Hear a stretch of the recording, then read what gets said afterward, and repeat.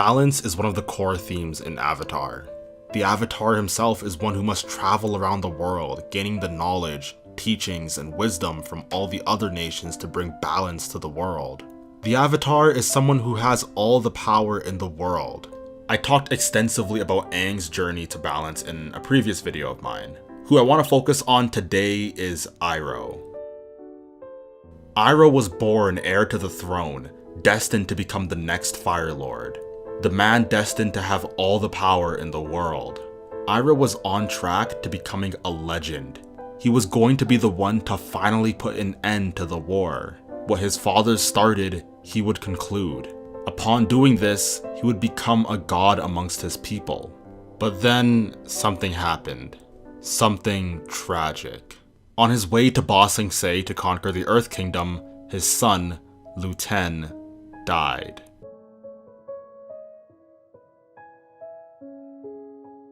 Iroh realized the world didn't play favorites and that everyone was vulnerable.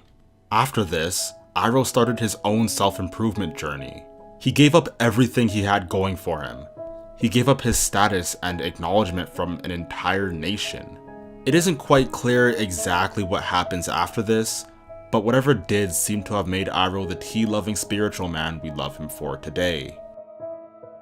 In the Firebending Masters, we find out how firebending is life and energy incarnate. Its primal roots reveal how it was originally a beautiful art fueled by passion and willpower. By nature, this makes it a double-edged sword. Passion on one end can be anger, rage, and hate. But on the other end, passion could be intense enthusiasm, an unwavering heart, and unconditional love. Ozai was the embodiment of the perverted art firebending had become. It's no longer an extension of who you are, but a military weapon of mass destruction. Iroh was the opposite in that he represents what firebending was meant to be. Firebending, and bending in general, is an extension of one's being, not a weapon. With that in mind, after Lu Ten died, Iroh knew his path was not to become the Fire Lord. And this once proud man who had it all humbled himself to the level of an outcast. This aspect of Iroh really intrigues me. Iroh going from a prince to now an everyday citizen is a sacrifice that most of us aren't willing to make. But not only does he do this gracefully, but he actually prefers this new life. When Zuko and Iroh were living alone, Zuko still clung on to his old life and believed he deserved it all, whereas Iroh was just enjoying himself. He was able to find solace in the simple things life has to offer. In a world where everyone just wants more and more, bigger and better things, Iroh's philosophy is in direct contrast. Water brings healing and life, but fire brings only destruction and pain. It forces those of us burdened with its care to walk a razor's edge between humanity and savagery. Fire is alive. It breathes. It grows. Without the bender, a rock will not throw itself. But fire will spread and destroy everything in its path if one does not have the will to control it.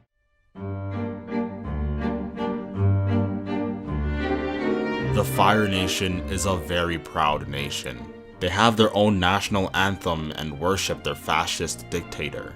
In their mind, they were the only nation that mattered, the rightful rulers of the world. Because Iroh was able to step back from this philosophy, he was able to develop a technique that allowed him to redirect lightning. To help contextualize my point, Iroh was one of the strongest benders of his time who had no business mulling around with lowly waterbenders. He had good reason to believe that there was nothing he could learn snooping around with their art and culture, but it was because of his humility that he was able to take the waterbending principles and apply it to firebending. Pride is what keeps us ignorant.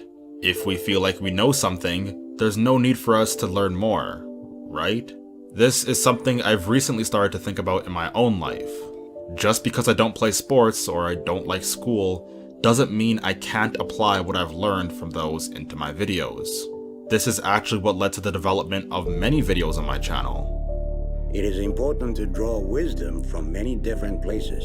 If we take it from only one place, it becomes rigid and stale. Understanding others, the other elements, and the other nations will help you become whole. Pride is seen as something we should have in modern society. Feel good about yourself, be proud of who you are. These may not be bad principles in and of themselves if you think superficially, but it rides a very fine line. It's okay to see yourself as better at certain things than others, but we ride a slippery slope when we start to believe that we are better than other people. No religion, political opinion, or even success in life makes you a better person than someone else.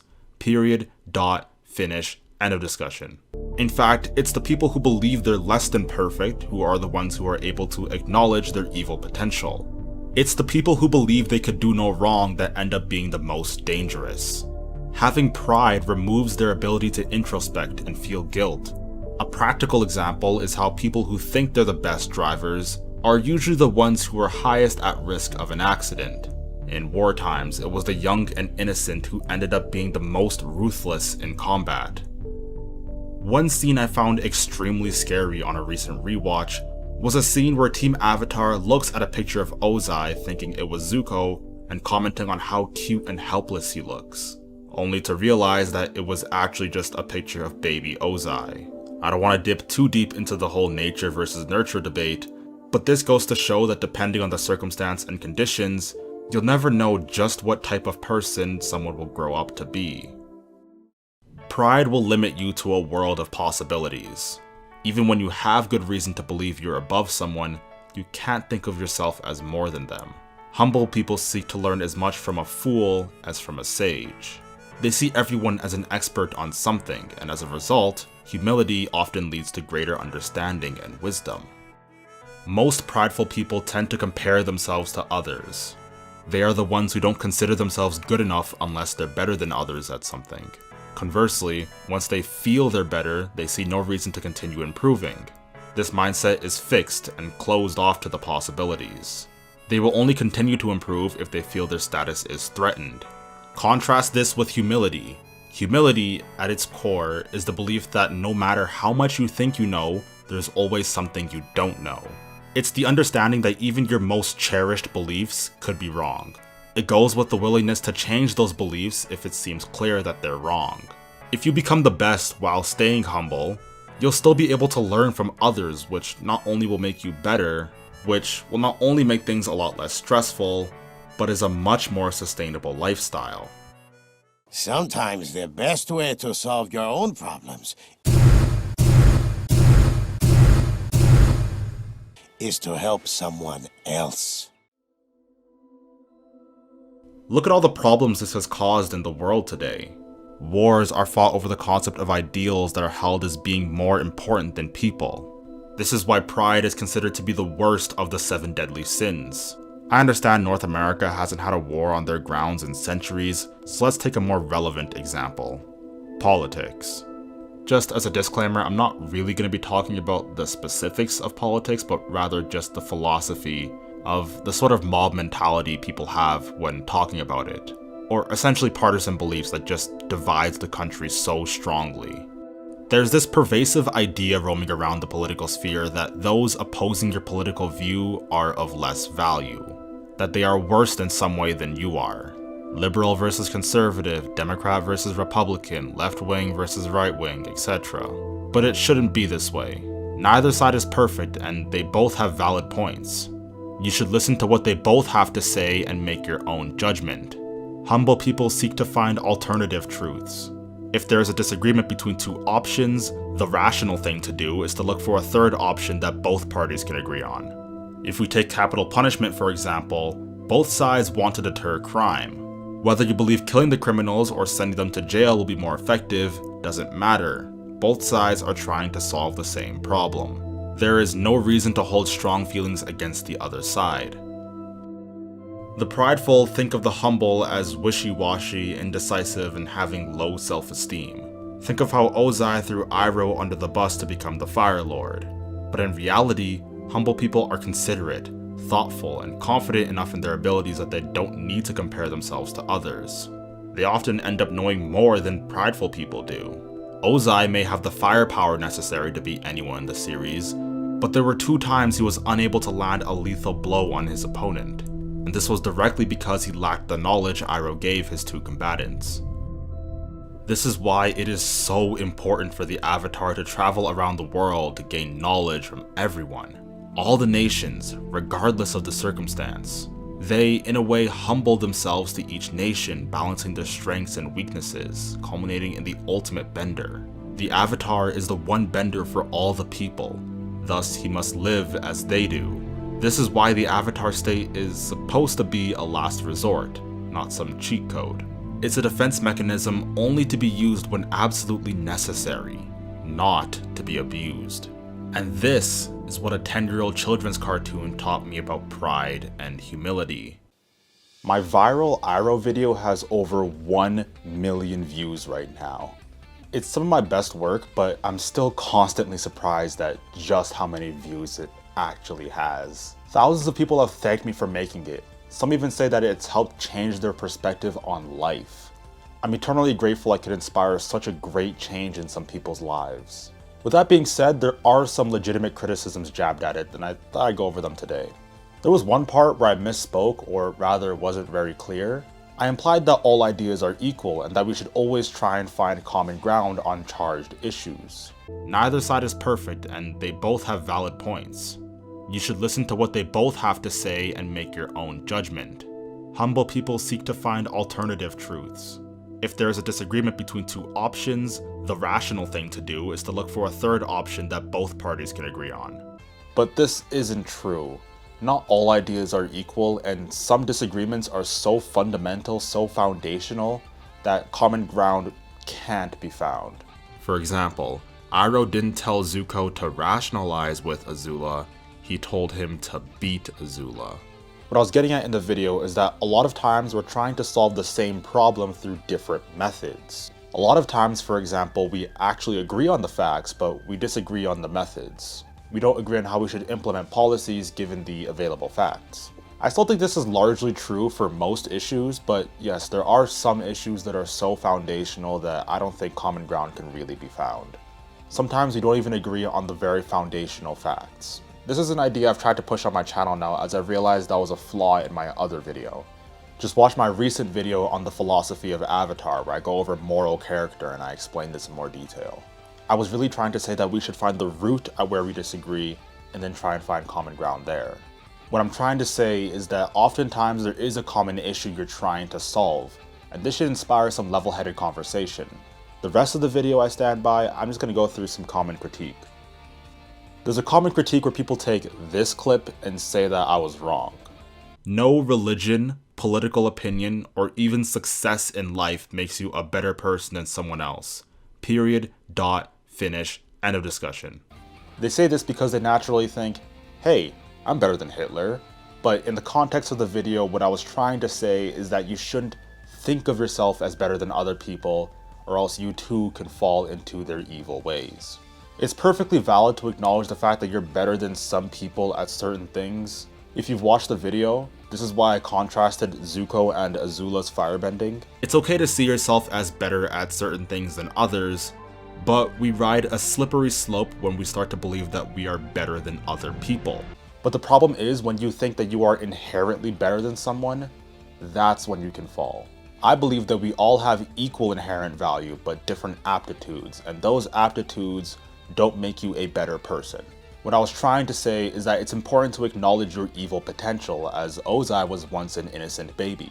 Just because you aren't evil doesn't mean that you're immune to it. Jumping back to the other point, discussing opposing ideas is good to gain a holistic perspective. It helps you understand the other side of things and potentially learning from them. However, this all hinges on both parties' willingness to actually have a level-headed discussion. If one side isn't willing to actually discuss these ideas, then there isn't really much point in having any discussion. They haven't opened themselves up to that idea yet. Proverbs 18 verse 2 says, "A fool takes no pleasure in understanding, but only expressing his opinion." This is actually where Azula was in the show. In the beach, they try and have a sentimental conversation with her, and again later in the comics, but she's unwilling to open up to the idea of changing, and that's what I was trying to get at in the video. The video is about pride, and I juxtaposed this with humility. Humility in this video was often confused with self-loathing and a lack of confidence. But that isn't what I was trying to say. I said in the video that there's nothing wrong with being proud of yourself for achieving something. I even played the clip of Toph learning how to metal bend to emphasize this. Feel good about yourself. Be proud of who you are. These may not be bad principles in and of themselves if you think superficially, but this was a common complaint, so I think I should clear things up.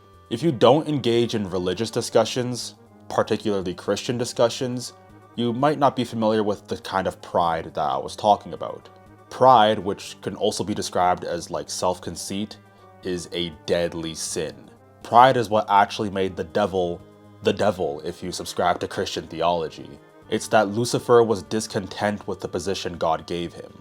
He put his own authority over God, and that's essentially the pride I was trying to get at. The pride people usually think of is when you say you take pride in your work or you're proud of something. The phrase can essentially be substituted for something like has warm-hearted admiration for, which isn't wrong and is far from a sin. I admit I should have devoted more time into making that distinction. People have naturally asked, if the solution isn't to think of yourself as better than other people, should you then think of yourself as worse than other people? And the answer is no. I would actually argue that this is more of a self-esteem and arrogance issue rather than a pride and a humility issue, but I got asked this enough times, so I thought I might as well give my opinion on it. The humility I was talking about before was more moral in nature. It has to do again with, am I better than this person? Do I have more worth than this person? This personal humility I'm going to get into has more so to do with like, am I cooler than you? Aren't I just the greatest, most amazing person in the world? When it comes to this personal implication of humility, I believe that the solution isn't to think of yourself as worse than them, but it's to just stop thinking about yourself. Don't overly love yourself or overly hate yourself, just stop thinking about yourself. I think that a lot of self-esteem issues not come from people necessarily thinking too low of themselves, but thinking of themselves too much. I believe this position stands strong on intellectual grounds as well. Humility, as defined by C.S. Lewis, is not thinking less of yourself, but to think of yourself less often, and I believe that's the right approach. It doesn't mean that you should never think about yourself or never notice your flaws. It just means you should focus your efforts outwards on something other than yourself more often. For him, that's God. For you, that can be your family, your significant other, anything else. The fact of the matter is, if you're always thinking about yourself, constantly worrying about every little detail, you're bound to spend too much time thinking about the negatives. There's this thing I saw a few years ago called Snapchat dysphoria, where people would seek cosmetic surgery to look like a filtered version of themselves. Around 50% of patients say they want cosmetic surgery to look like how their phones tell them to look. This can only come from an incessant obsession with looking at ourselves online. To be clear, I don't think this is actually like a new disorder or anything, but it does show what happens when people spend too much time looking at every little detail about themselves. We're bound to find problems when we do that.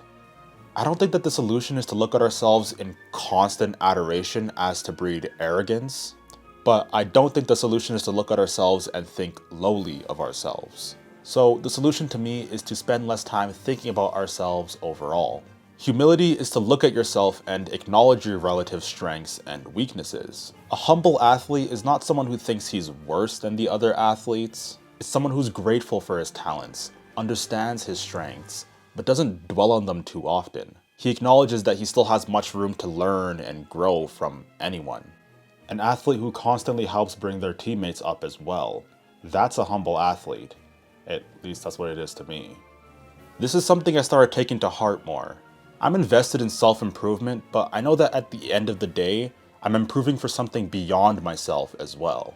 In my "What is the point of living" video, I started explaining the sacrifice of love and tried to explain the importance of experiencing life with a real family and friends. I explained the importance of your sphere of influence and how you aren't alone and how you're part of a greater unit.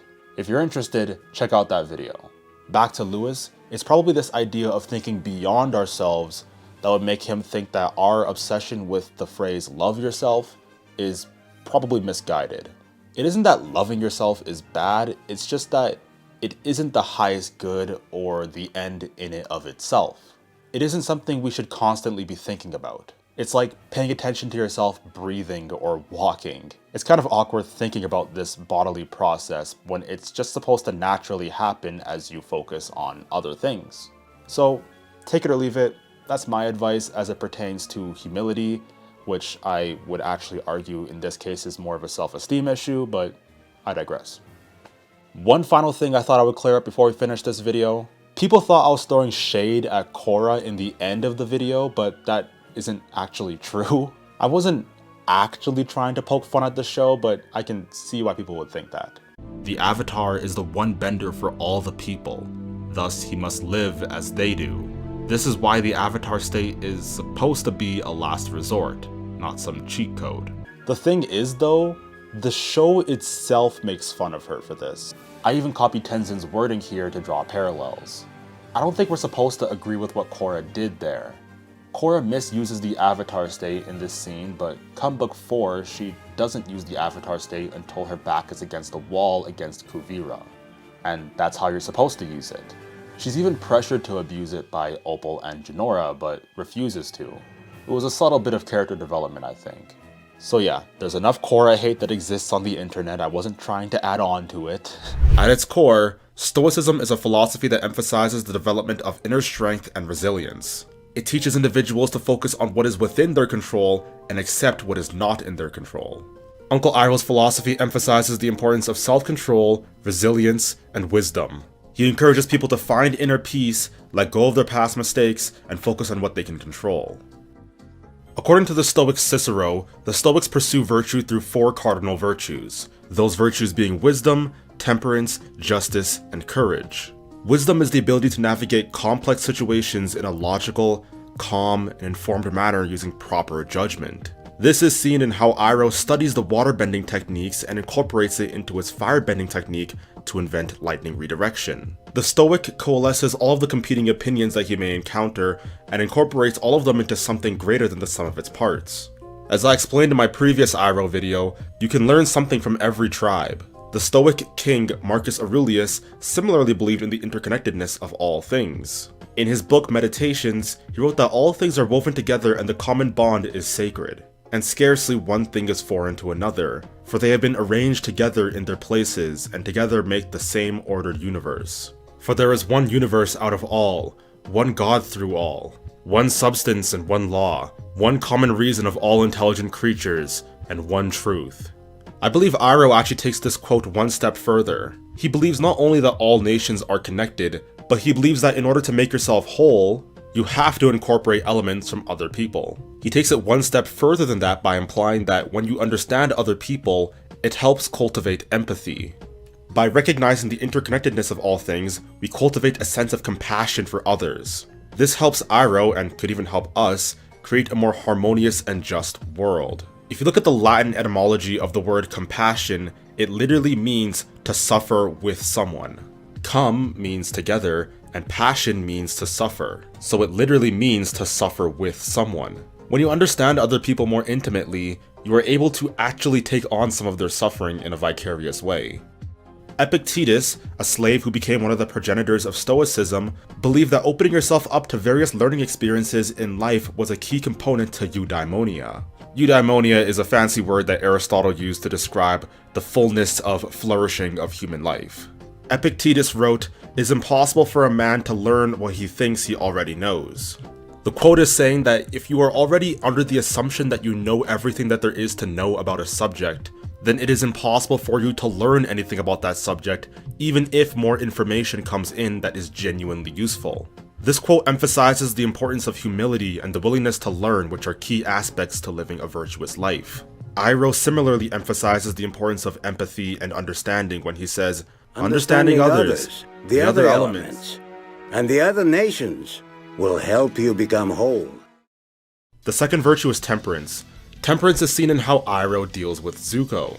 One of the most significant similarities between Uncle Iroh's philosophy and Stoicism is in their shared emphasis on controlling one's emotions. Stoics believe that emotions such as anger, fear, and desire cloud one's judgment and lead them to poor decision-making.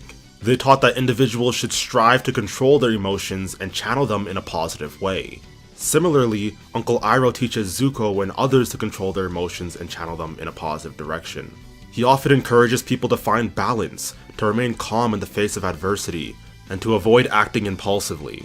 When teaching Zuko how to lightning bend, he explains that he needs to be calm and able to separate the positive energy from the negative energy. In the context of the show, this means that Zuko needs to be able to control his anger. Notice how he never says get rid of the positive or negative energy, he just says separate them. One of the core ideals behind Stoicism is the idea that you need to be able to master the self. You are never truly free until you are able to emancipate yourself from the shackles of your emotions. Epictetus said, "God has entrusted me to myself. No man is free who is not a master of himself." In Avatar, we are made known that anger and passion and fire aren't necessarily bad things. Passion is what gives us the energy to be better. There's a reason that our primitive limbic system still exists. We can use the energy we get from this system to drive us to do good things. Seneca said that anger, if not restrained, is frequently more harmful than the injury it provokes. Zuko needs to be able to deal with his rambunctious attitude, but he is not wholly getting rid of it. He just needs to understand that he ought to use the energy he gets from it appropriately. On a similar note, Stoics believe that we are in control of how we react to events. One of Epictetus' most famous quotes is that it is not what happens to you, but how you react to it that matters. This quote emphasizes the idea that individuals have the power to control how they react to external events, rather than being at the mercy of said events. Similarly, Iroh believes that individuals can choose how they respond to adversity. He says that if you look for the light, you can often find it, but if you look for the dark, that is all you will ever see. Iroh also said that pride is not the opposite of shame, but its source. Iroh believes that it isn't the approval of others that we ought to seek, but our self-worth should be based on our individual acknowledgement of virtue. Our self-worth should be based on whether we believe that we are acting virtuous or not in how people feel about us. The third virtue of Stoicism is justice, which involves treating others with fairness and respect. Iroh believes in the virtue of justice and opposes the very oppressive tactics done by his own nation. He advocates for understanding and believes in the power of empathy to bring people together. The clearest example of this is in how he wants to liberate Ba Sing Se and aids in helping the Allies fight the Fire Nation. The final virtue of Stoicism is courage. Courage is facing the daily challenges with steadfastness and readiness, even if it's something that you don't want to do. Iroh in his walk with Aang speaks about facing the unknown. He tells Aang that if he just keeps moving, he will eventually find the light. He tells him to keep pushing forward in the unknownness of life. The Stoics believe that entering the unknown or facing uncertain or unpredictable circumstances was a fundamental part of life. They recognize the fact that the world was constantly changing and that individuals must be prepared to face new challenges and adapt to new circumstances. With all that being said, I believe that there's one place that Iroh and Stoicism might not align. In his aforementioned conversation with Aang, he commends Aang for choosing happiness and his love for Katara over mastery of the Avatar state. Marcus Aurelius was a king who practiced Stoicism and believed that power was to be used to guide and protect people. He would have likely believed that to sacrifice yourself for the greater good was likely a worthwhile sacrifice. So I don't think that they would agree with Aang's decision. Not to mention that Stoics believe that you should master yourself. The Avatar state is a complete mastery of the self. Stoics also believe that you ought to act in the way that you were destined to act. Epictetus said that if you were to be a reader, read, a writer, write, the Avatar, save the world. I made up that last one, but you get the idea. To the Stoics, there's nothing worse than not living up to your potential and fulfilling your duty. Now obviously Aang eventually does do it, but his ability to do it was significantly jeopardized for a long period of time. He only succeeded in the end, frankly, due to luck. And if you're enjoying the video so far, don't forget to like, comment, and subscribe. Also consider buying my book, Muscular Christianity. Was the Fire Lord's reign over the Fire Nation a monarchy or a dictatorship? I think it was both. A monarchy is a type of government in which all power is given to or sometimes taken by the monarch. A dictatorship is a form of government in which one person or a small group possesses absolute power without effective constitutional limitations. Same idea, I suppose, except that in some countries, like in many present-day monarchies in Europe, the monarchs are figurehead leaders and mostly used for tourist attractions, while the countries are actually ruled by duly elected officials. This taste for power, absolute power, is what often led to the rise of many dictators around the world. Many of them actually start with good intentions, but then became drunk with power. They decided they would be the lord and master over citizens of their domain. Many of them dreamt of world domination, as did Fire Lord Ozai and the Fire Lords before him. Power corrupts. Absolute power corrupts absolutely is absolutely true when you examine the lives of all the brutal dictators we read about in history. This video will analyze some of the characteristics of dictators that were exhibited by Fire Lord Ozai and compare him with other world dictators that we are familiar with. Most dictators do not come to power legitimately or through constitutional elections. Some do, like Mao Zedong of China, who became a dictator after serving as a successful military leader throughout the long civil war.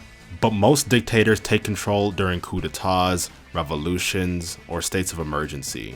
Idi Amin of Uganda organized a military coup that ousted his predecessor. So did Napoleon Bonaparte of France. Vladimir Lenin ordered the execution of Caesar's royal family in Russia. Adolf Hitler took advantage of the confusion during the Great Depression and the absence of an effective government to become the German leader. Fire Lord Ozai killed his father, Fire Lord Azulon, to become the Fire Lord. Despite their complete domination and authority over their citizenry, many dictators tend to suffer from extreme anxiety. They live in constant fear of a civilian uprising and/or assassination. They behave in a manner driven by a hidden, extreme, and sometimes irrational fear of what fate might befall them.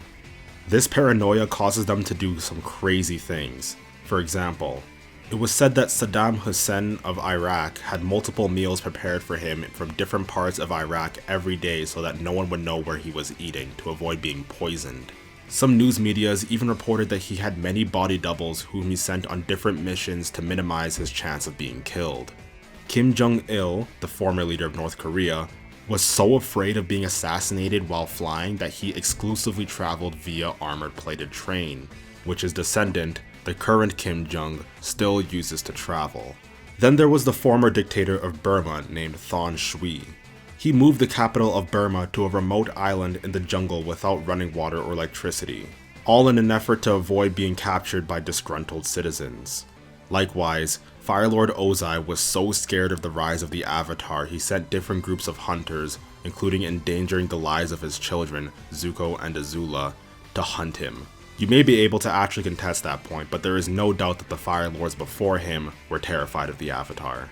It's implied that Ozai wasn't as scared as his forefathers, but he still did take precautionary measures such as keeping himself safe in the fire bunker during the solar eclipse. All dictators believe that what they believe is how life should be. They see themselves as incredibly special, highly gifted, and deserving of admiration and worship. They believe that if they can get their way, it would improve their life and must benefit others. So they wield a chokehold of power over those they rule. Once in power, a dictatorship takes on a life of its own. Things get done in the name of the dictator. During Hitler's dictatorship, all things were done in his name, and fear was a key factor in getting them done. Upset Hitler and you pay the penalty was the mantra. The North Korean dictator Kim Il-sung was essentially the sole subject of all forms of art created by the country. School children were taught to give thanks to Kim Il-sung, the source of all their blessings, as part of their training. Saddam's Iraq was also full of statues, murals, paintings, posters, all bearing his name. An example in the Fire Nation was Fire Lord Ozai's statues in episode 42, the headband. A lot of the Fire Nation history was also changed as to propagate themselves. Not only do dictators wield far-reaching, real-world power, a large number of these individuals also maintain a cultural and political environment that feeds their grand delusions regarding their self-importance. For instance, Saddam thought he himself was the savior of the Iraqi people.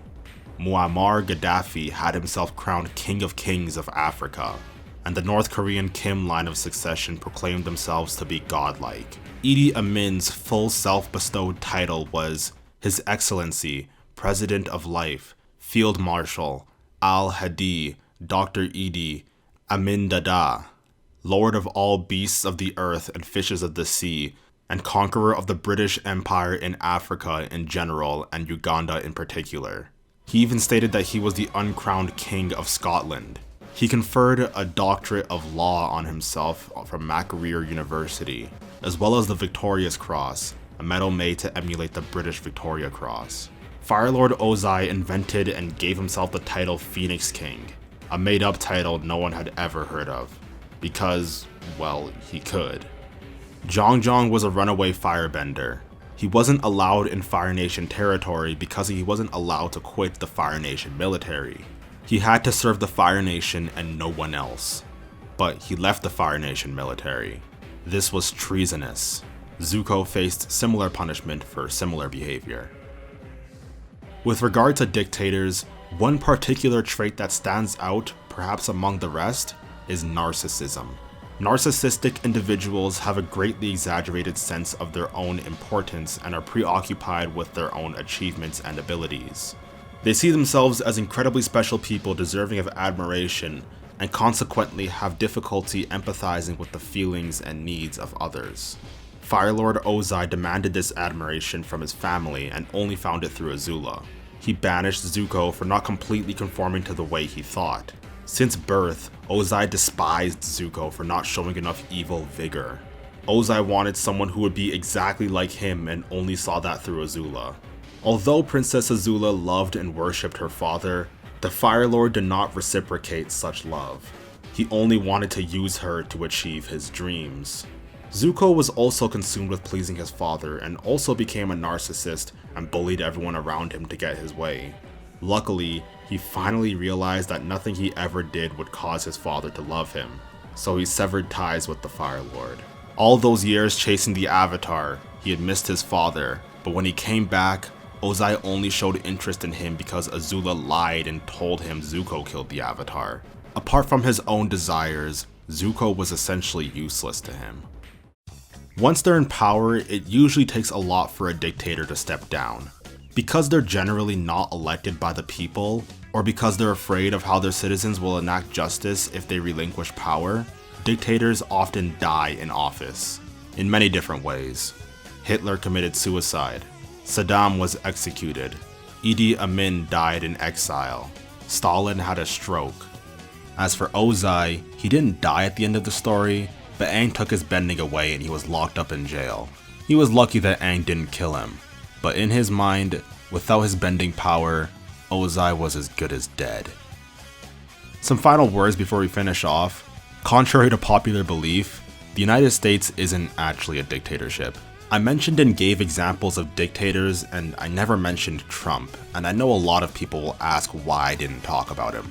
I've even had a few comments in my Iroh video comparing America to the Fire Nation. This definitely isn't true though, especially now. Donald Trump got his power through voting, unlike many other dictators who don't give a damn about democracy, or in other cases rig the votes. The fact that many people believe Trump may not have a second term is already indicative of someone who isn't actually a fascist. In the United States, citizens can publicly criticize Trump and still feel safe. Dictators have complete control over the entire flow of media, so this shouldn't be possible.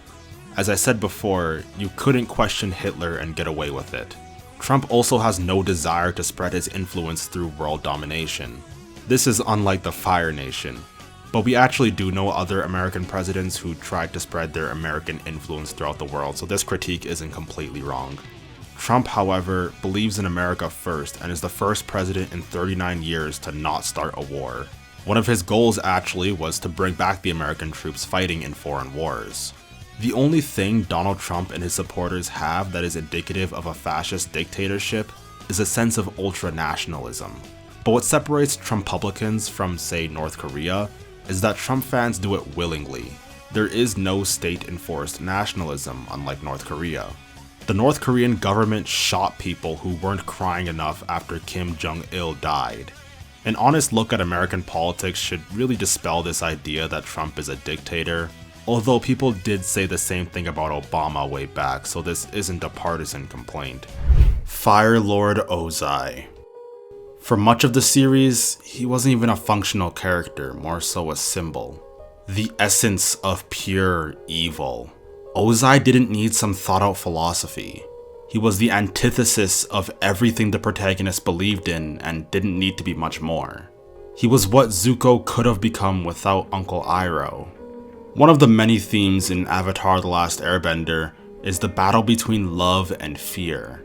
Those were the two parenting styles of Ursa and Ozai, and it's how Zuko and Azula grew to know the world.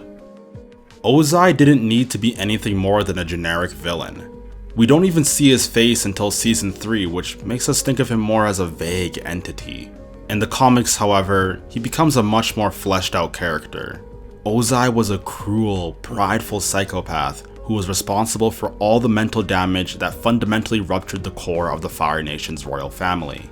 Before we really get started, I want to preface that I won't be talking about Azula too much, as there's already a very thorough video on her psychology made by Hello Future Me, which I'm sure 90% of you have already watched. I want to focus mainly on Ozai's relationship with Ursa and how it fundamentally ruptured the entire family unit. And I'll be using Zuko mainly to talk about the effects. I'll be highlighting the many ways Zuko was mistreated. Ozai was the ruler of the Fire Nation during the last years of the 100-Year War.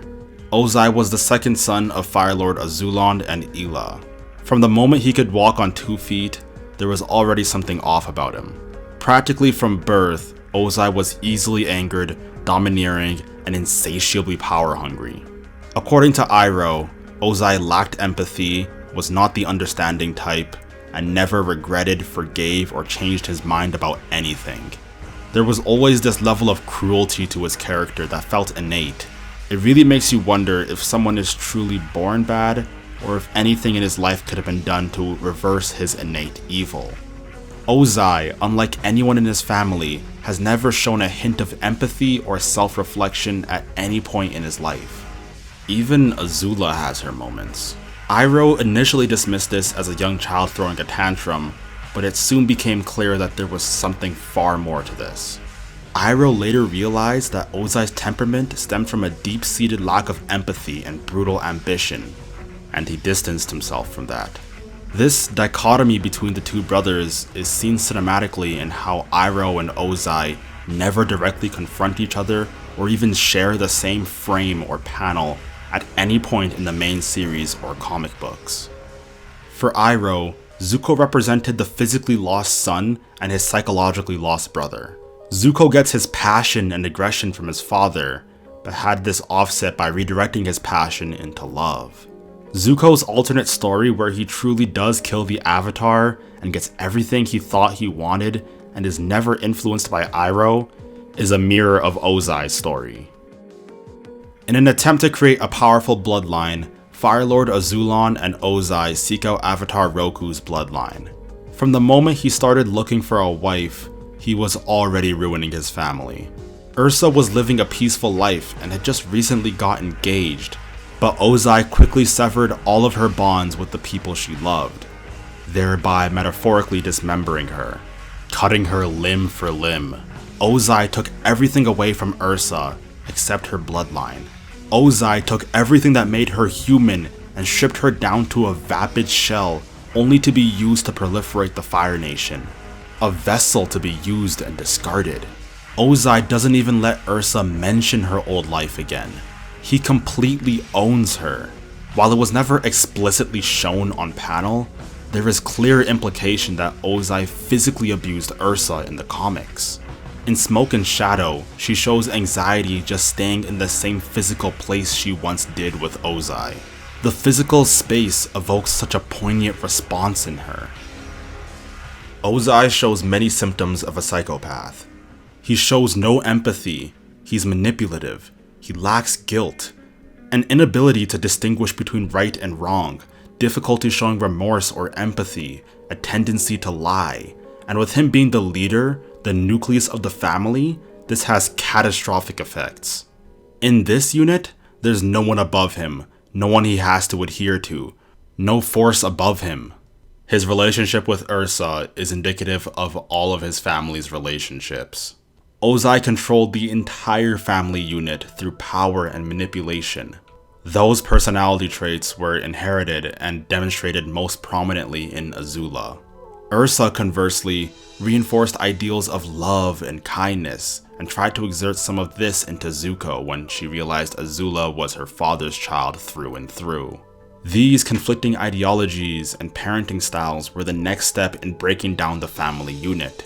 Zuko being raised to value love and Azula being raised to value fear comes back later, and I'll be talking about that more soon.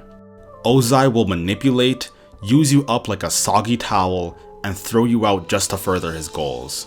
He's a master at identifying people's insecurities and capitalizing on them.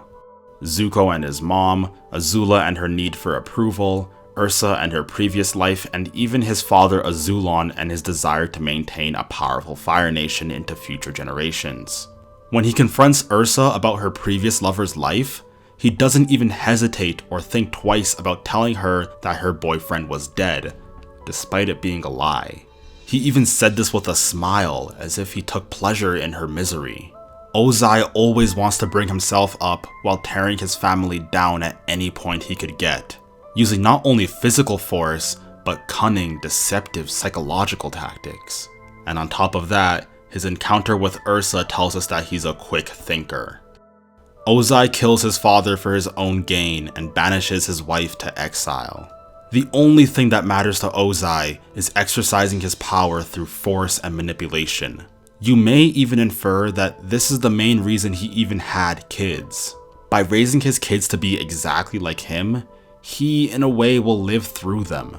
He has no concern for what's right and wrong, only power. When Zuko came back to the Fire Nation in Book 3, Zuko is confused, claiming he doesn't know the difference between right and wrong. This point contrasts Ozai. In the comics, when Zuko couldn't choose whether to decide with the Fire Nation or the Earth Kingdom, Ozai doesn't try to explain to him what is right and wrong. He tells him that no matter which side you choose, the strong or the weak, you will be right. That doesn't even make any sense. But to Ozai, right and wrong is not the question. Good and bad don't exist. Weak and strong had nothing to do with this question. He had the final say. The only thing that matters is what he says. Everyone must feel the supreme power of the Fire Lord. Ozai's first child was Zuko. From birth, Ozai was unsure if Zuko had firebending. He thought about banishing him right then and there because it would look bad on him if he had a child with no firebending powers. From birth, he was already conspiring against Zuko and planning on banishing him. Zuko shows many symptoms of child abuse. He has a physical scar from physical abuse. He has an emotional scar from being publicly shamed by his father. He has social scars from Ozai empowering others to openly criticize him. He has psychological scars from his upbringing.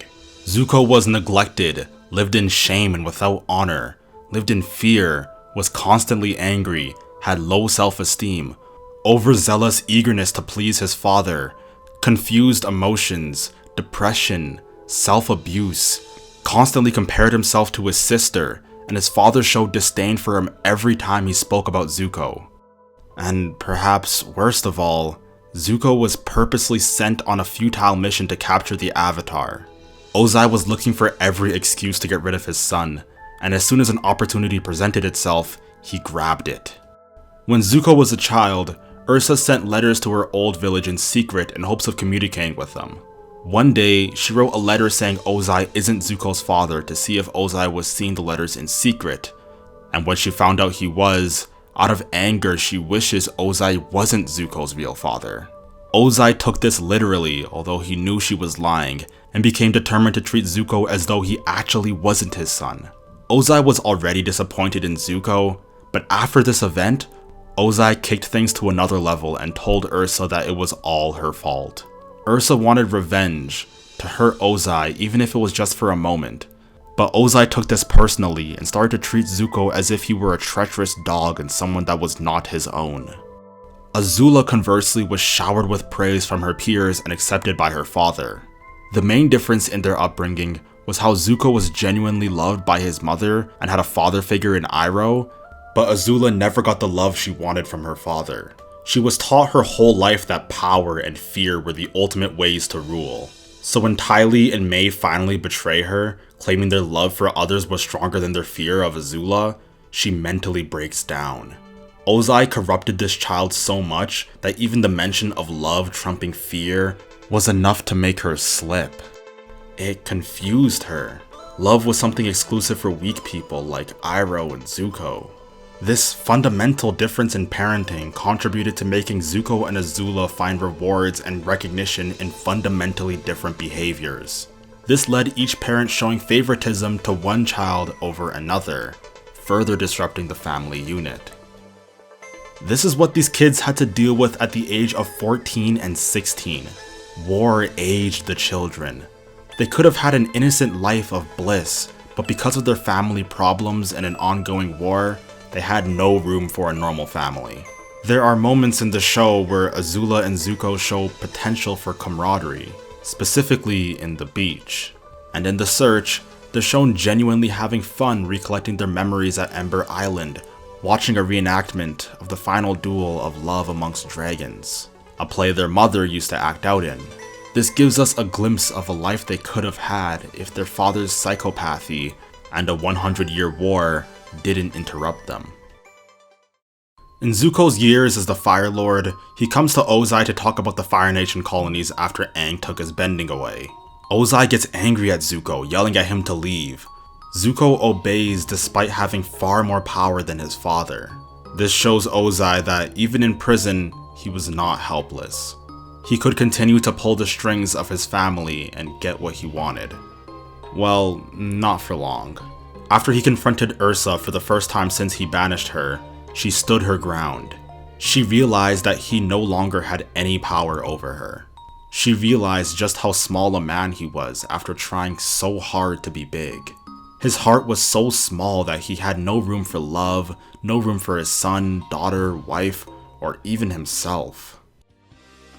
The Love Amongst Dragon play is about a dragon emperor cursed by a water spirit and forced to adopt a new alias, Noron. This humbling experience results in Noron falling in love with the Dragon Empress and breaking the curse. This play is a commentary on Ursa's relationship with Ozai and her previous boyfriend, now appropriately named Noron. The Dark Water Spirit is Ozai, and once the curse is broken, Ursa and Noron live together in eternal love. Zuko also uses the Dark Water Spirit on many instances, but ultimately lets go of it at Lake Laogai. In other words, Zuko lets go of his father's curse metaphorically at Lake Laogai thanks to Iroh. Iroh is the silver lining for the entire family. Zuko thankfully had an unconditionally loving uncle to fall back on and teach him. Azula never had that luxury, and now Zuko wants to share that love with Azula. Azula and Ozai were born the same way, with the same cold heart. If Zuko was able to save Azula, it would be like Iroh saving his brother, continuing the cycle of love. This could be a way for the creators to say that even someone like Ozai, who seemed to be born evil, could be saved. A fourth season of The Last Airbender has been a talking point ever since the third season ended back in 2008. The conversation sparked back up when Korra came out, but I really noticed this become a major discussion when Aaron Ehas made that Twitter thread. This famous thread talks about how Azula was planned on having a long and complicated redemption arc similar to Zuko. There are many opinions on what exactly could have been done after such a climactic ending to the original show, but I won't be talking about that. I'll be talking about what I believe to be the more interesting question. That question being, should Azula have gotten a redemption arc? One of the most interesting questions about the show towards the end is whether people are truly redeemable, and this naturally leads to the question of whether people are born evil or become evil. Do they have the capacity to change? As seen with baby Ozai, even the most innocent humans all have the potential to become evil or believe in evil things given the circumstance. But like Zuko, they have the potential to change. If people truly want to open themselves up and are revealed just how wrong they are, they can change. We've seen this side of Azula on the beach. She shows cracks because on some level she knows that she's wrong. However, she refuses to open herself up. Zuko understands why Ozai and Azula are the way they are. They have never been shown why they're wrong during their developmental years. They have been fed this lie and are unwilling to let go of it, unlike himself. This juxtaposition between Zuko and Azula is important. Zuko, by being banished, lived as an outcast and with Iroh's help became humbled enough to understand his error. The Fire Nation was not an amazing nation. They spread destruction, terror, and stood for rage. They were not helping people, but destroying them. For Azula, she held on to her false worldview. This was because instead of being banished and hated by her father, she was favored by him. Azula had a network of people and influences that rewarded her for being cunning and ruthless. She had no reason to change. Zuko was an outcast and had nothing going for him. He tried and tried, but always failed to become the prince his father wanted him to be. So he had to deduce that there was either no hope for him at all, or his efforts were misdirected. Thanks to Iroh, he came to the conclusion that it was the latter. Contrarily, for Azula, being Ozai's successor came naturally. She mimicked his every move and copied his every mannerism flawlessly. After each successful mission, Azula gains more and more confidence, but after everyone betrays her, she goes insane and is left alone. But before she's left sobbing uncontrollably, she's reflecting on her relationship with her mother at the beach, and again when cutting her hair. She acknowledges her need to be loved on some level, and knows that it's a stronger force than fear, but refuses to accept it. She knew her ways were wrong, but was too deep in them to change. She embraced the monster she was as described by her mother. Iroh saw this in Azula, which is why he didn't want to compromise anything with her. He knew she was someone who needed to be taken down. So on one hand, we have Zuko who recognized his flaws and changed. On the other hand, we have Azula who recognized her flaws but refused to change. I think this is accurate to real life. Some people just aren't willing to change their worldview, even if they know it's wrong and they fall because of it. And I think this is an important lesson. Some people, no matter how hard you try and help them, refuse to change. I think that it's much more poignant storytelling to have us believe that Azula could change, but ultimately have her not change. That's what separates Zuko from Azula. Zuko was not only in the right environment to change, but was open to change, because he had no other choice and a good support system to guide him. Azula was in a bad environment, having only Ozai as her role model. She was constantly praised for being a ruthless, merciless leader, which made her conversely unwilling to change. This wouldn't be a fair comparison unless I brought forth arguments from the other direction. There's a powerful argument you could make on the other direction, and it is supported in the comics.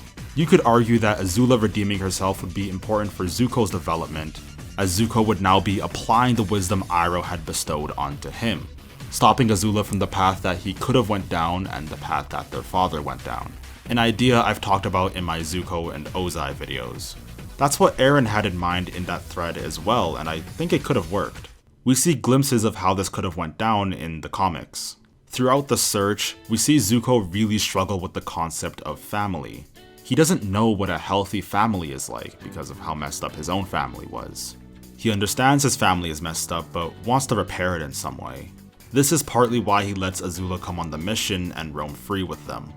Later on in the comic, we see Sokka and Katara's relationship contrast Zuko and Azula's. Sokka and Katara have their differences, of course, but at the end of the day, they still love each other. Their relationship demonstrates true, authentic familial love, whereas Zuko and Azula's is marked by hostility.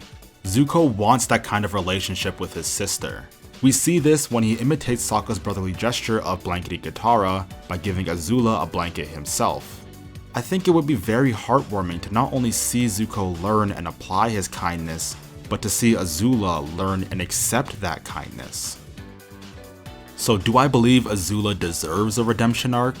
Yes. The last time we see her in Smoke and Shadow, she's only 16.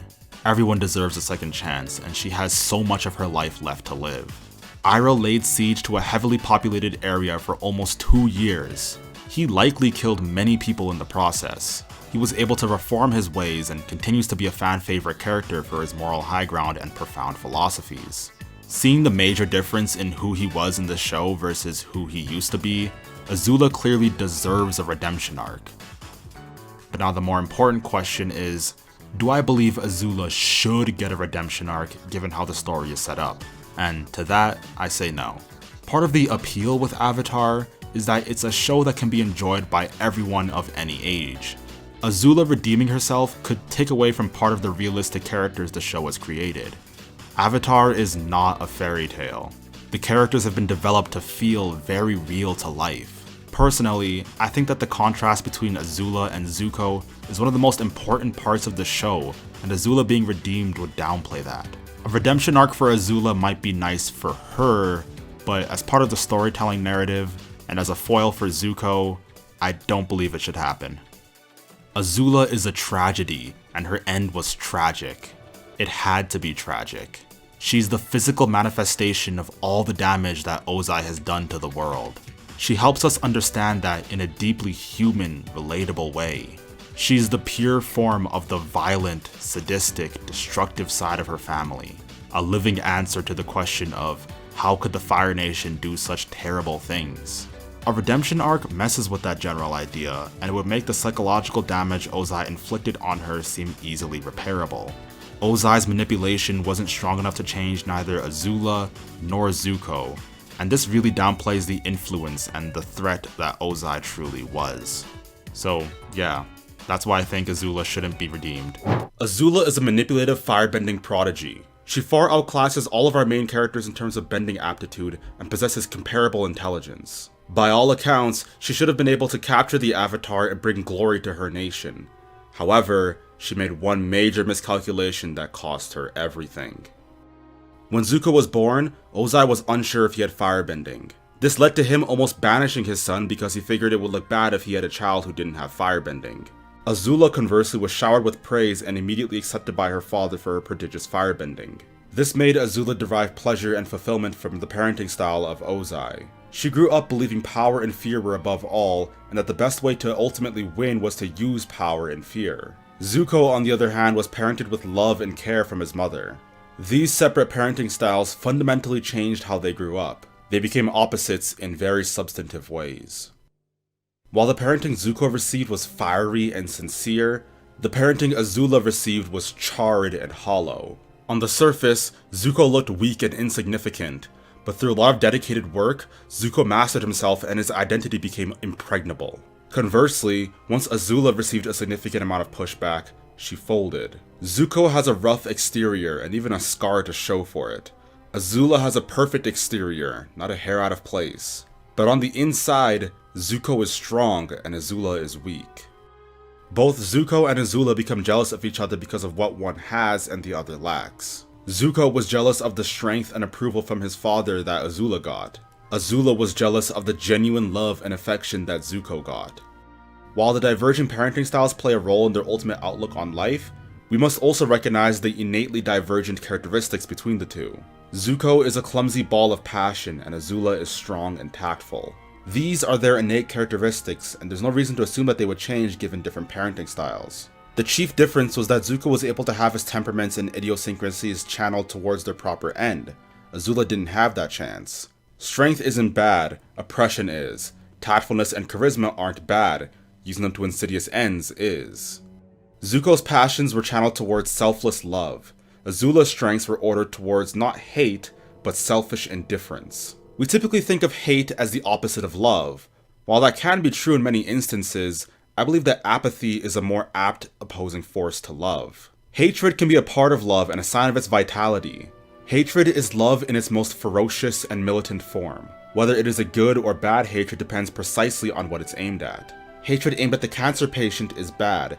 Hatred aimed at the patient's cancer is good. And I mean good, not just acceptable or admissible, but good. If you love the person, you must hate his cancer. It is therefore fair to say that indifference is a more consistent opposing force to love. There is no way to love someone while being indifferent or tolerant towards the disease that ravages them.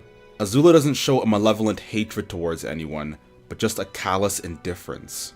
She doesn't care about Aang or Zuko any more than she cares about Mei or Ty Lee.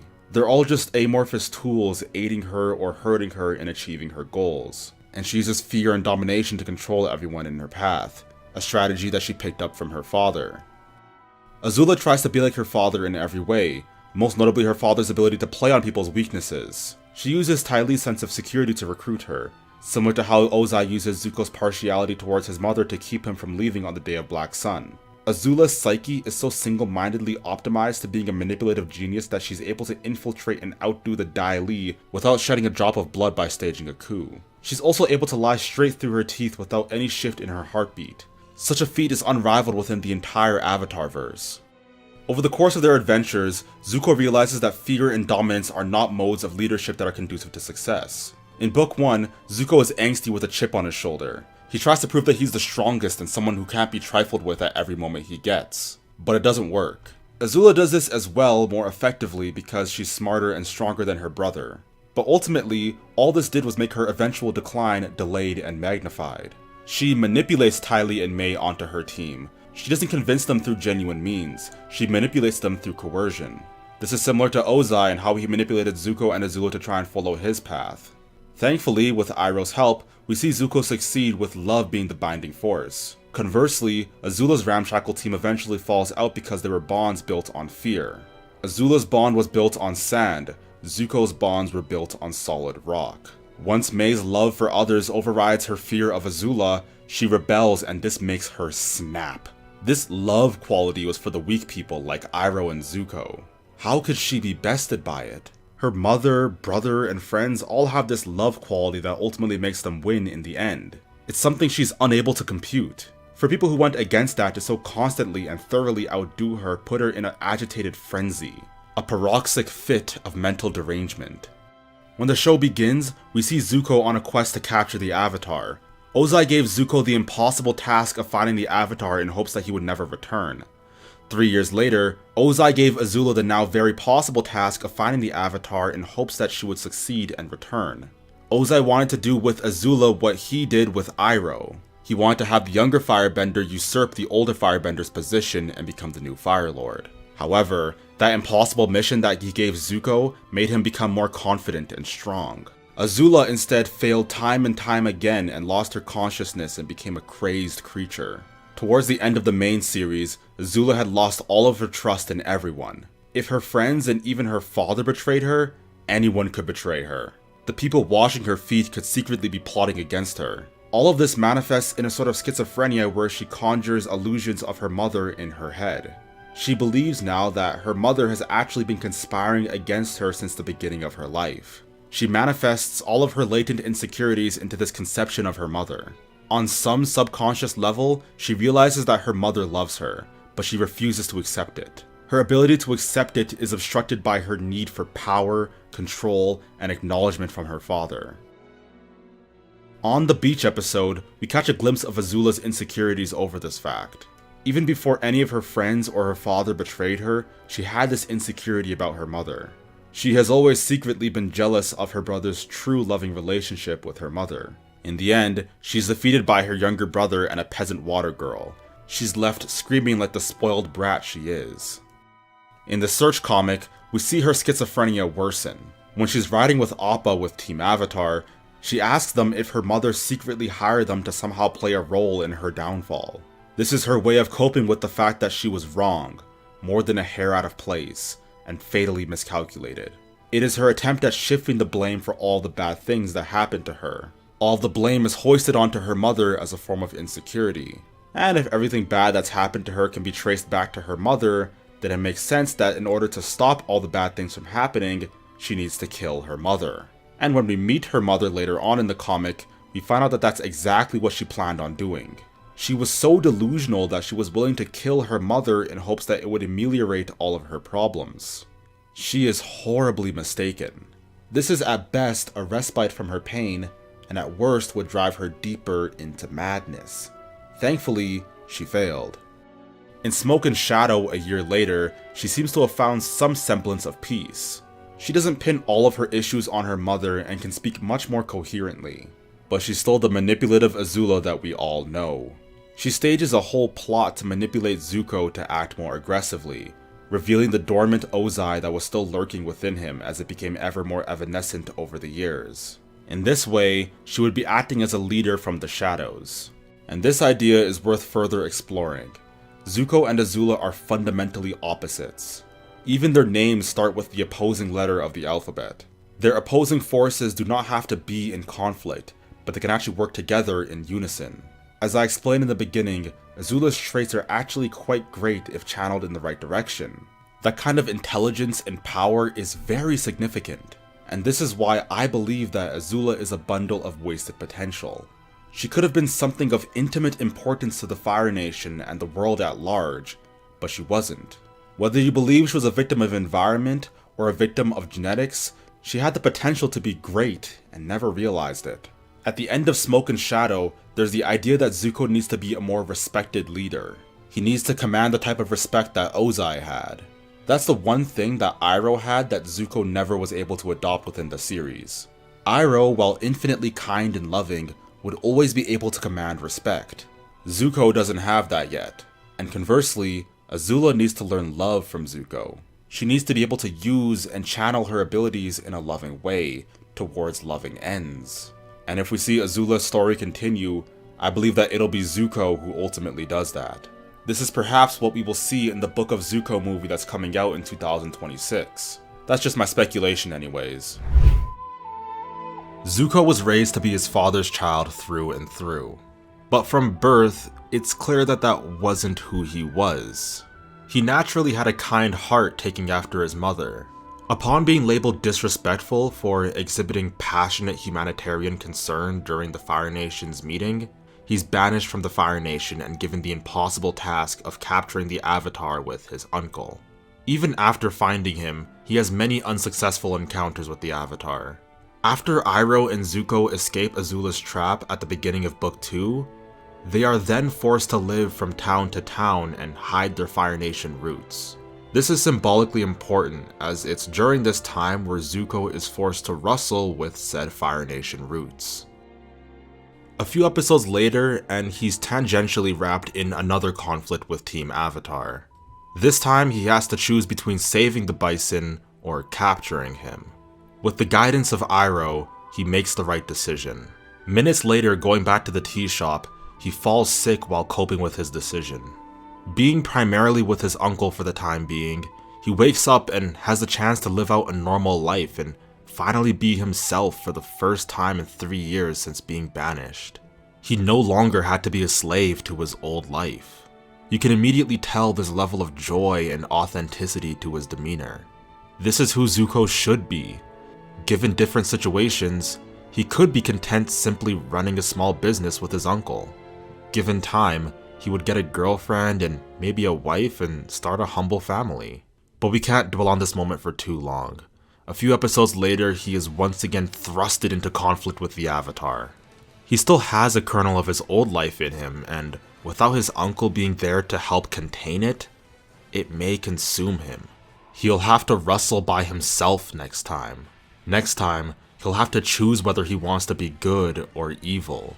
This oscillation reaches a breaking point at the crossroads of destiny. In a climactic finale, Zuko must choose between one of his two personas. Will he make the right decision, or will he make the wrong choice? He chooses wrongly. This shows us that Zuko still needs his uncle to change himself into who he ought to be. He hasn't cultivated the agency to do so on his own in the face of overwhelming temptation. When he returns to the Fire Nation, there was temporary satisfaction, but no everlasting joy. He doesn't feel right. This is because, in this moment, he is not who he should be. He is his father's idea of who he should be, not who he ought to be. No matter how hard he pretends to be someone else, his true self will still keep pulling him in the other direction. This hits another breaking point at the beach. He sees a picture of himself and is reminded of how things used to be. He remembers the time he spent with his mother and his cousin and his uncle. He knows who he ought to be and knows it cannot work in unison with who he thinks he wants to be. All of this builds overwhelming confusion and angst as he wrestles with the cognitive dissonance. Ozai never took away his honor. His honor was always there. The one time he actually did lose his honor was when he betrayed his uncle. His arc finally wraps around itself as he directly confronts his father and tells him he will follow his true destiny and join the Avatar. In a cathartic moment of self-discovery, he reflects the lightning his father throws at him and leaves. Similar to where he was back at the tea shop with Iroh, Zuko was living out the kind of passionate soul he always was, this time in the place he was most needed. Zuko's story is a lesson for all of us. Does Zuko want to be a proper, moral person, or the person his father wants him to be? In the crossroads, he couldn't choose both. One has to win. The inability to decide between two contradictory things is equivalent to being tormented by both of them. It turns you into someone who can't walk straight, metaphorically speaking. One foot is pushing him in one direction, and the other foot pulls him in another. Choosing one path necessitates the foregoing of the other. A lack of internal union does nothing but magnify suffering and anxiety. Indecision breeds doubt. Doubt breeds cynicism. Cynicism breeds nihilism. You have to make a choice. You may not know if it is optimal at the moment, but it has to be decisive. You cannot be well adjusted or properly put together otherwise. But don't just make any choice. Make an educated choice. Find out who you are and choose to be that. There might not be a clear right or wrong, but that's partly for you to discover.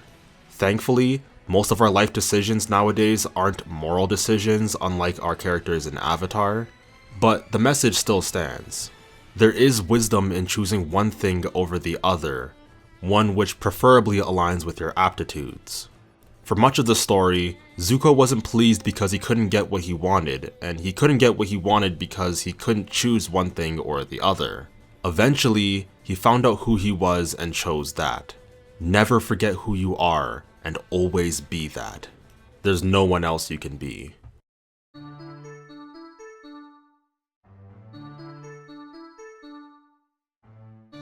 What I've said is all motivational and nice, but what about those people who still feel displaced even once they believe they are being themselves? I think there's still unexplored nuance that needs to be acknowledged in order for there to be a full and proper discussion on the issue, and I'll be exploring that a bit using the Azula redemption idea.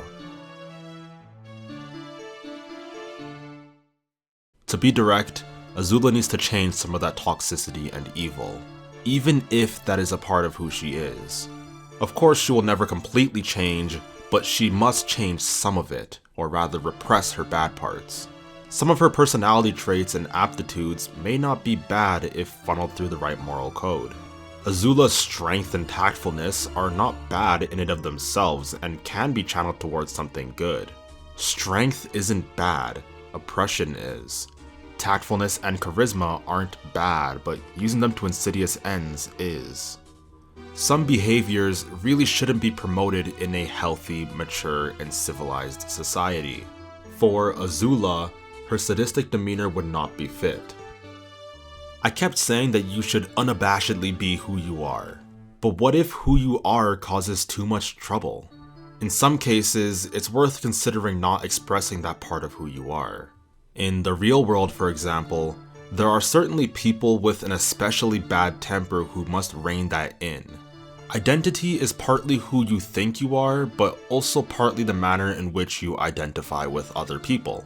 If that identity is going to be logical, it has to provide you with a mode of properly functioning in the world.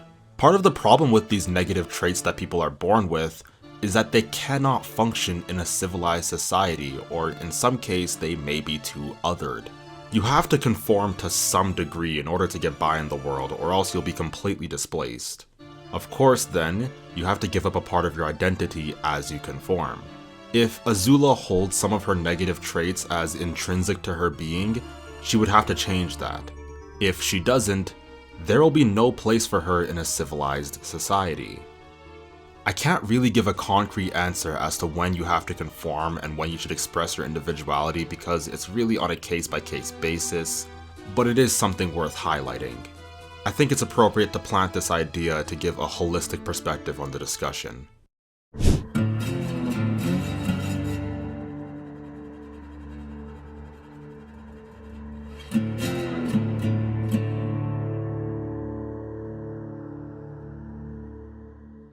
Zuko is one of the most round, dynamic, three-dimensional characters I've had the pleasure of witnessing. His gradual development is some of the most beautiful human evolution found in literature.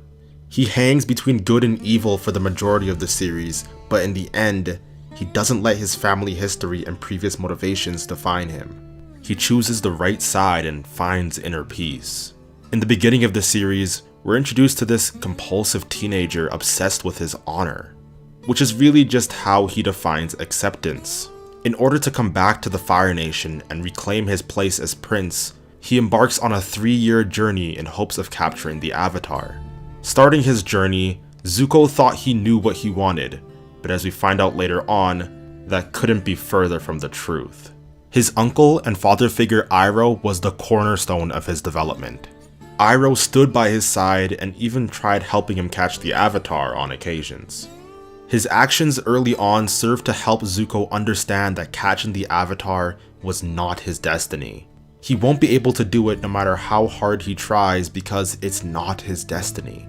This is something he doesn't fully understand until much later on, and it's not until book 2 where we see Iroh subtly shift his approach when handling Zuko.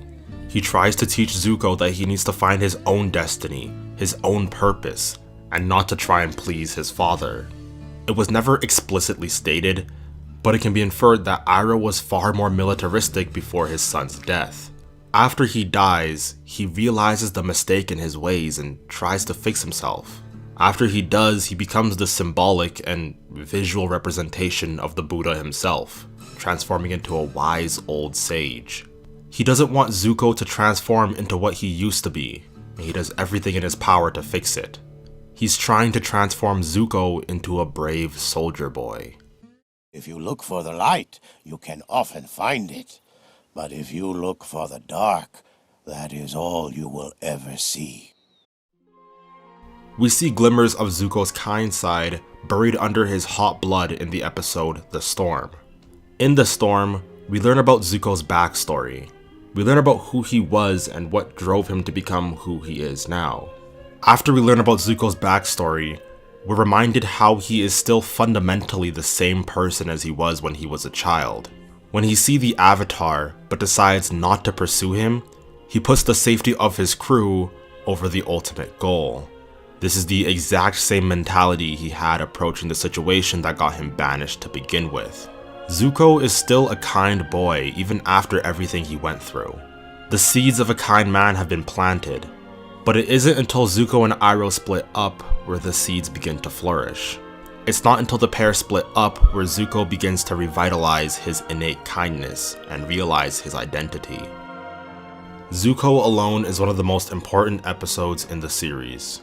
Zuko learns that people don't actually like the Fire Nation. The Fire Nation isn't out to make the world better, but to destroy it.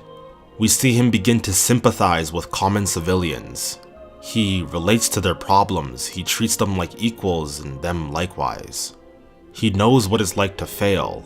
He knows what it's like to have hope, only to then fall further into despair. Time after time, losing to the Avatar, straying further away from his honor. Now he's dirt poor, nothing at all. This episode is the first to really capture the human aspect developing in Zuko, humbling himself down from royalty to commoner. He's no more important than the average person. This is where Zuko starts to re-evaluate his decisions. Throughout the episode, we get flashbacks to Zuko's childhood. Zuko is, at his core, a kind, passionate boy, but now he's just confused. He starts to understand that even if he were to come back, he wouldn't want to continue what the Fire Nation has been doing. He's not like his father. He's not fit to rule the Fire Nation as it currently stands. He feels like a cold, vapid shell of a person without love or direction.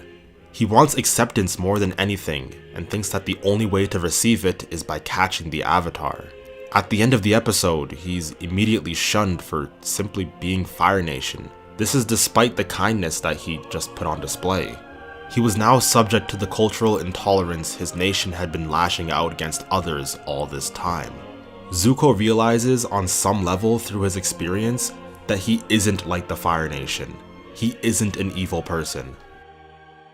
Growing up, we were taught that the Fire Nation was the greatest civilization in history, and somehow, The war was our way of sharing our greatness with the rest of the world. What an amazing lie that was. The crossroads of destiny. Old habits die hard. Sometime after meeting up with Iroh again, he saves the Avatar's bison and falls sick. He had some serious withdrawal symptoms and was facing denial, not truly knowing who he was. It's as though he was addicted to being a hot-tempered boy obsessed with his idea of honor, and now he's gone and done something in direct opposition to that. His mind, body, and soul couldn't compute what was going on.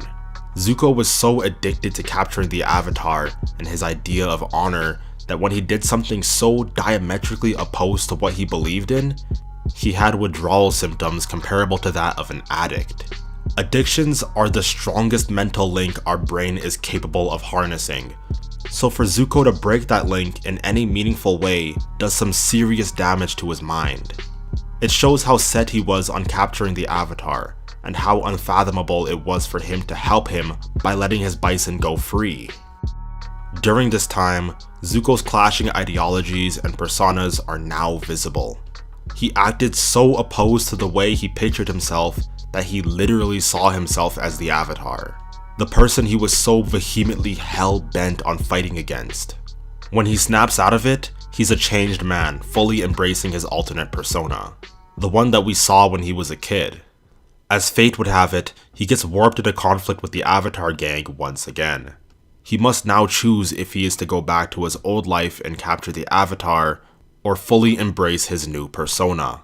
Oscillating between good and evil, he makes the wrong decision. What this shows us is that it's easy to make good decisions when you're surrounded by good people, but it takes a truly strong will to make the right decisions even when there's negative influence around you. When Zuko was with his uncle, he was able to make good decisions, but as soon as Azula joined the picture again, he fell back. He relapsed. Zuko had changed, but was still faintly clinging on to his past life. He wasn't ready to fully let go of it. This was a very frustrating yet human decision. Development doesn't happen all at once, nor is it really a gradual process. It's a series of many ups and downs. You may believe you're a changed person, but when you're truly tested, you break. Catching Aang was Zuko's goal, no, his addiction for 3 years of his life, and he wasn't willing to let it go so easily, especially under optimal circumstances. His honor was right there in front of him, he just needed to go and grab it. When push came to shove, it was too difficult for him to commit. It's hard, painful to watch him relapse, especially when the show made such an effort to get him to change, only to go and fall back to the manipulation of Azula. This comes immediately after he convinced Katara to give him another chance. He let down Katara, but more importantly, he let down the one man who always believed in him. When Zuko returns Prince of the Fire Nation, he feels nothing but anger, confusion, and dissatisfaction. Zuko had gone through some change, but ultimately wasn't fully ready to accept Iroh's teachings. He needs to see what his perceived honor really is to remind himself why he's on the wrong path. His heart grows harder as his rage becomes a fury. He's gotten everything he thought he wanted, aside from the very honor he sought for the most. He's an empty person, devoid of any true honor. Zuko confronts Iroh multiple times as a way to try and cope with the confusion in his heart. He then realizes his true destiny is to join the Avatar. On the day of Black Sun, he finally confronts his father just to personally tell him that he rejects his ways. Rejecting the man who was the most powerful bender of his time. Rejecting the man who was leading the most dominant nation. Rejecting the man he tried to please for 3 years. He has now changed and is in direct opposition, first line offense against this man. It was at this moment where Zuko finally followed his destiny and found peace. In the most epic scene of the entire show, Zuko reflects his dad's lightning, symbolizing him rejecting his father.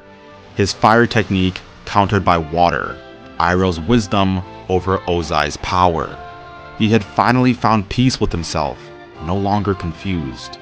He accepted his destiny. he found his honor.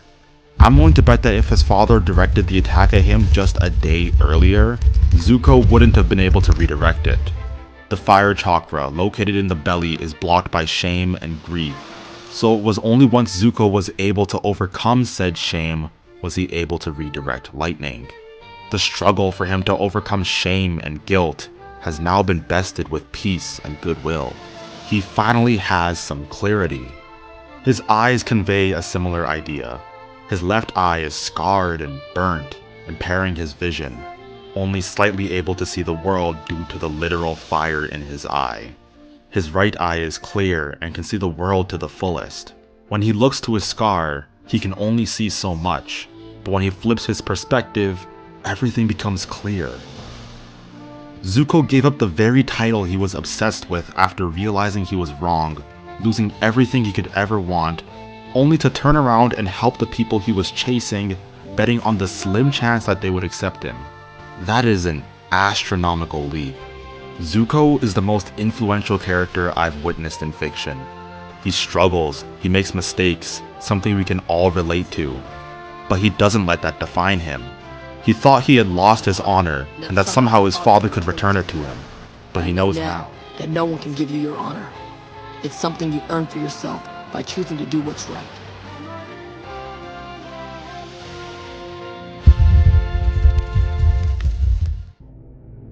Unfortunately, Aang and the crew don't accept him back so easily. It's not until he demonstrates an understanding of just how volatile his power could be to where he's accepted. After being accepted, Zuko uses the wisdom Iroh bestowed to him to find resolution to Katara's story arc. He also helps Sokka find his dad and teach Aang how to firebend. It's not long before he now has a new group of friends. The group being together was short-lived as Sozin's comet arrives and Zuko has to fight Azula, his younger sister, for the throne. To understand Azula's importance, we need to go back to the beginning. Azula's upbringing meaningfully juxtaposes Zuko's. Azula was a prodigy, born lucky, never making mistakes, never a hair out of place, sinister, all traits favored by her father. Zuko was average and made many mistakes. He was kind-hearted to the core and favored a lot more by his mother. The main difference in their upbringing was the fact that Zuko was genuinely loved by his mother, and Azula never got the love she wanted from her father. She was jealous of the authentic love Zuko got from her mother. Due to her father's manipulation and lack of love, this 14-year-old girl isn't even able to function in a normal society. She's a completely war-ridden girl, so seeing her trying to be normal may be humorous, but it's equally depressing in retrospect.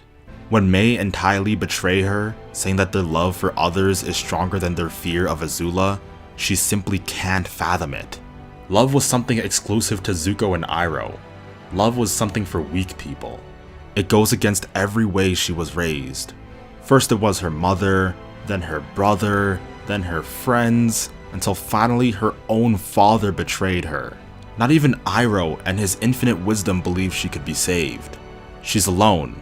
The root of her breakdown was trying to appeal to a father who could never love her. When the show begins, we see Zuko on a quest to capture the Avatar. Ozai gave Zuko an impossible mission of finding the Avatar in hopes that he'd never return. 3 years later, Ozai gave Azula the very possible task of finding the Avatar in hopes that she'd succeed and return. Instead, that impossible mission made Zuko stronger and more confident. Azula failed time and time again, lost all of her confidence, and became a crazed creature. Let's settle this. Just you and me, brother. The showdown that was always meant to be. Agni Kai! The stage is set. Brother and sister. Two diametrically opposed worldviews. Two philosophies. Two family members fighting. There is no big thumping action soundtrack behind this fight. The music is sad and somber. It's sad that two siblings, two family members related by flesh and blood have to fight like this. From the beginning of the battle, it's clear Azula is off. She has all the hairs out of place. Azula's flames burn a brilliant blue, which could signify her precise, intricate control of fire. She's often seen using just 2 fingers to bend fire, while everyone else uses their palms or fists. In this battle, she's using her palms and fists. Zuko, with his peace of mind, was able to best his sister. For every out-of-control fire stance, Zuko would defend with a low-head earth stance. Zuko would follow up with an airbending-esque kick to knock down his sister. And even in the end, he would contain the lightning strike meant to kill him with water redirection. Zuko learned to incorporate all bending styles into his fighting to best Azula. Azula does get a cheap shot at Katara, forcing Zuko to protect her, making up for how he didn't protect her at the end of Book 2. Katara was still able to eventually lock up Azula, proving that the loving bond Zuko made trumped the controlling, manipulative associates working under Azula who came to betray her a few episodes ago. Zuko betrayed his comrades in the last arc, but now he protects them. His comrades fought with him and he ultimately won. Zuko made comrades out of love. Azula manipulated minions out of a lust for power. Zuko and Iroh's philosophy won in the end. Zuko's arc is about misguided honor. He struggles with his identity and has many setbacks, but despite this, he was still the brave soldier boy who came marching home, begging his uncle for forgiveness. He has an unconditionally loving uncle, and a group of people he can now call friends. And now he's where he belongs, at the throne, but this time with the right mindset. The Fire Nation created an era of fear in the world, and if we don't want the world to destroy itself, we need to replace it with an era of peace and kindness. Zuko's journey is complete, but his story isn't. In the comics, he's on a quest to save Azula, just as his uncle did for him. There were tweets some time ago explaining how Azula would get a redemption arc similar to Zuko, and I believe Zuko in the comics right now is set up to be a catalyst for that. Not even Iroh thought there was anything redeemable about Azula, but Zuko wants to save her what little hope she has left. He wants to show Azula the mercy Iroh showed to him. He wants to expel any evil remnants still left in his bloodline. In her darkest moments, she would find Zuko, who would be patient, forgiving, and unconditionally loving. All strengths he acquired from Uncle Iroh. He sees hope in that confused girl, and he will use Iroh's wisdom to bring out every ounce of kindness still left in her. And that is Zuko's honor and redemption. Zhao the Conqueror. A power-hungry, ambitious narcissist with an obsession with etching his name into the Fire Nation legacy. Zhao wants to be immortal. Upon receiving the Admiral rank, the highest rank in the Fire Nation military, he then focuses on making sure that his name is etched in Avatar history. He wants the Fire Nation to tell stories about the great Zhao who darkened the moon, the great Zhao the Conqueror, Zhao the Moonslayer. It's this obsession with immortalizing himself and lack of restraint that ultimately leads to his downfall. In The Deserter, we gain insight into the destructive nature of firebending. As seen with Aang, when fire is wielded without control, it will only destroy. In The Firebending Masters, we find out how firebending is life and energy incarnate. Its primal roots reveal how it was originally a beautiful art fueled by passion and will. This makes fire a double-edged sword. A fire inside you, metaphorically speaking, can manifest itself as love and heroism, but on the other end, fire can build itself into rage, pride, and cruelty. Fire forces those burdened with its care to walk a razor's edge between humanity and savagery. Zhao is perhaps a prequel to Ozai in the latter's regard. Ozai is the embodiment of the heartless, cruel, and savage nature fire can become. I've talked about this more thoroughly in my Iroh and Ozai videos. We learn about how Zhao went to the library to learn about the ocean and moon spirits, Tui, and Law. Upon realizing this, Zhao realized that if he disrupted the balance and took the moon spirit, the Fire Nation would be invincible. The water tribes would have no bending and the Fire Nation could take over. It would be his name etched in the history books as the man who immobilized the water tribe. Zhao understands that he will never be the Fire Lord unlike Zuko, as that wasn't his birthright, so he does the next best thing by becoming an admiral the top of the Fire Nation military, and disabling the Water Tribe to the point where they would forever be unable to fight back. While Zuko fought for the nation he believed was right, Zhao was only obsessed with improving his rank and being immortalized. Zuko has shown mercy to Zhao as seen in episode 3, and was even willing to save him at the end of book 1. But Zhao disregarded all of this. Both Zuko and Zhao are flawed and naive. Neither of them realized that if they wanted to capture the Avatar, they should be working together. In the Winter Solstice, they compete in their goals in finding the Avatar, and again more vividly in the Blue Spirit. In the Blue Spirit, Aang is captured by both Zhao and Zuko, but never at the same time. Perhaps if they worked together, they could have done it. But that isn't enough for these two. They want all the glory to themselves. Zhao was similar to the egotistical brat Ozai wished Zuko was. Someone with a twisted sense of honor. He shows what Zuko could have turned into with the full influence of Ozai.